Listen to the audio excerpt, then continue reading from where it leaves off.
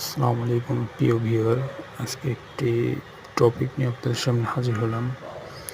টপিকটা হলো যে মেইন রোডে বা হাইওয়ে রোডে যেসব অটো রিক্সাগুলো চলতেছে সেগুলো কি মনে হয় যে আপনাদের কাছে যে ভালো কি খারাপ?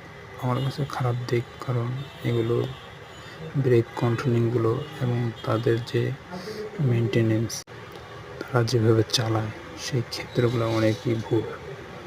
অনেকে দেখা গেছে গ্রাম থেকে এসে অটো রিক্সা একটা নিয়ে রাস্তায় নেমে পড়ছে, ডাইন নাই বাম নাই, মন চাইতেছে যেদিক দিয়ে ওদিক দিয়ে ঢুকিয়ে দিতেছে। তো এই ক্ষেত্রে এগুলো খুবই রিস্কি। আপনারা কমেন্টে জানা যাবেন আপনাদের মতামতগুলো।